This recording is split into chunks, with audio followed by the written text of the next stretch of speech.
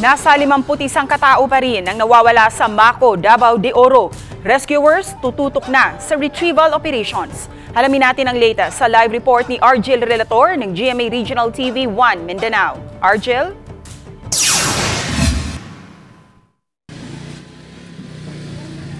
Cecil, nasa mag-iisang linggo na mula nang mangyari ang pagguho sa Barangay Masara, nasa 51 pa rin ang patuloy na pinaghahanap. Buhi oh! Ang tila himalang pagkakasagip ng batang ito na nahukay sa pagguho sa Maco, Davao de Oro nitong Biyernes ang ipinagdarasal din ng pamilya tandaan na mangyari sana sa 25 anyos na si Joseph Fernandez, empleyado ng Apex Mining na pinaniniwala ang sakay ng isa sa mga natabunang bus. Padayon gyapon mi nagpaabot sa iya.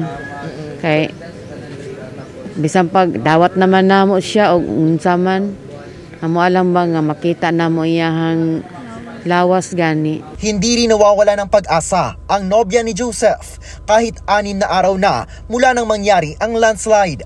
Apod kay porsyento nga. Ang Ginoo jud nasayod sa tanan, milagrohan man siya nga buhi lang siya. Pahirapan pa rin ang search, rescue and retrieval operation. Pero bukod dyan, hamon din ang pagtukoy sa mga labi tulad ng 5 nakuha sa ground zero. Nare-recognize nila yung facial identity ng victim, but later on, hindi na siya ma-identify. So we rely on the secondary parameters.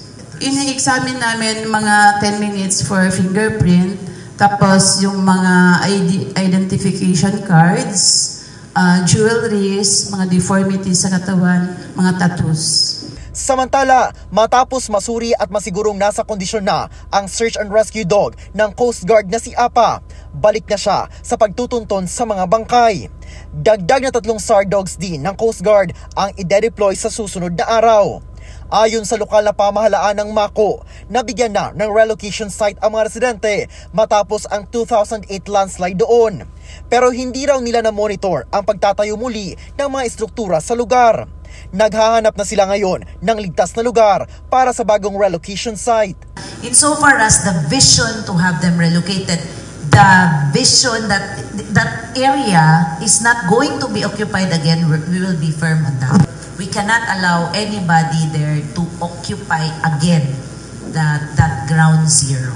Ipinangako naman ng Mines and Geosciences Bureau na bibilisan ang assessment sa proposed relocation sites. We have a pool of experts now ready to be dispatched to look at proposed relocation sites. Samantala, patuloy pa rin ang operasyon ng Apex Mining na nasa 1 kilometro lang ang layo mula sa pinangyarihan ng pagguho. Mas delikado raw kung ititigil ito.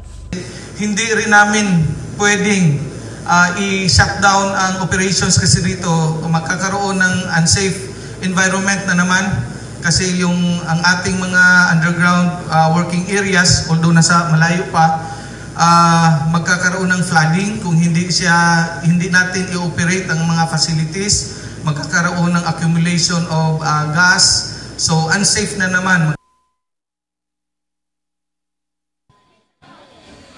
Cecil, ngayong araw ay nakatakdang maglabas ng desisyon kung retrieval na lang ba ang gagawing operasyon sa Ground Zero. Cecil. Maraming salamat, Argel Relator ng GMA Regional TV 1 Mindanao.